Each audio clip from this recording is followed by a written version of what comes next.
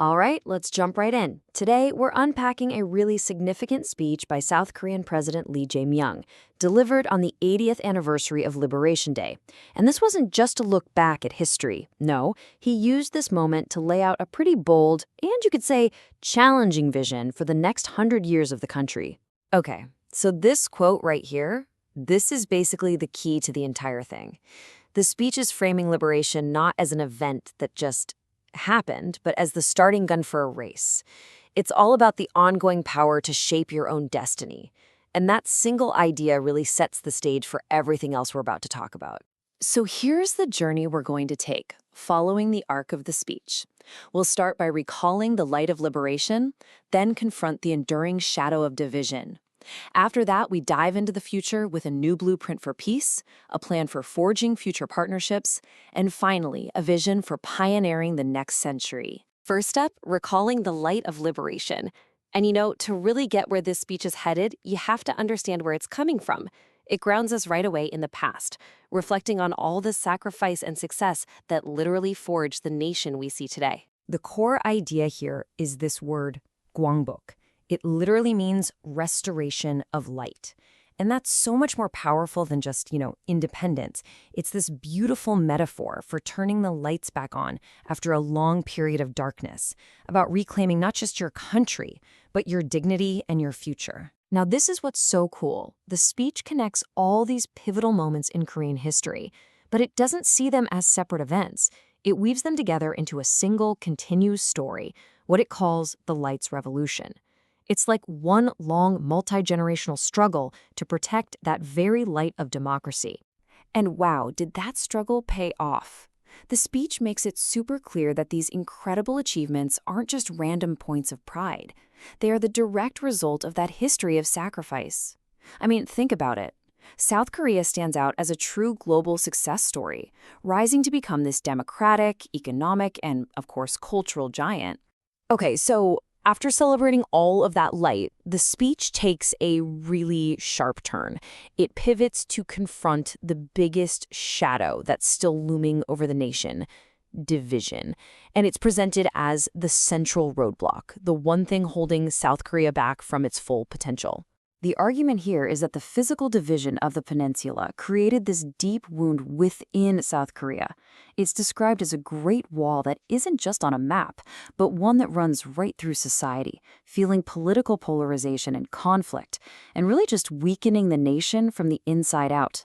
So what's the answer? Well, the speech makes this really passionate plea. It's a call to action to transform what it calls the dark energy of division into the bright energy of solidarity.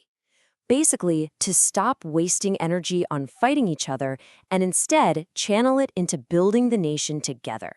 And that focus on unity leads us directly into the vision for the future, starting with, well, probably the most complicated piece of the entire puzzle: a new blueprint for peace on the Korean peninsula. I mean, just let that sink in for a second. This quote really gets to the core of the new philosophy. The goal isn't just to win. The goal is to change the entire game so that fighting isn't even necessary in the first place. It's about shifting from a mindset of confrontation to one of creating a stable, lasting peace. And this isn't just wishful thinking. The speech lays out a very practical, step-by-step roadmap. It's common sense, really. Start talking again. Make it crystal clear you have no hostile intentions. Honor the agreements you've already made. And work to restore the military guardrails that prevent accidents. It's all about de-escalation and rebuilding trust, one brick at a time. From the peninsula, the vision then expands outward. The next part of the plan tackles how to forge a pragmatic, forward-looking relationship with its neighbor, Japan. This line just perfectly captures the delicate balance this speech is trying to strike. It's not about forgetting or ignoring the past. Not at all. It's about looking at that history with clear eyes, while at the same time being wise enough to build a future-focused partnership based on mutual interest. And to really hammer this point home, the speech uses this one single powerful number: 12 million. That's the number of exchanges between the people of South Korea and Japan every year. It's such a simple way to show that, whatever the political issues are, in reality, these two nations are already deeply, deeply connected. They're inseparable. So, this brings us to the grand finale of the speech. It's this big vision for how South Korea can navigate a world that's frankly full of crises and not just survive, but actually lead the way into the next century. This metaphor right here gets to the heart of the entire conclusion. The stakes couldn't be clearer. In our world today, the line between being a follower and a leader is razor thin, and the choice is stark. You can either be a weary chaser, always running to catch up, or you can take just half a step forward and become a limitless leader. So, how do you take that half step?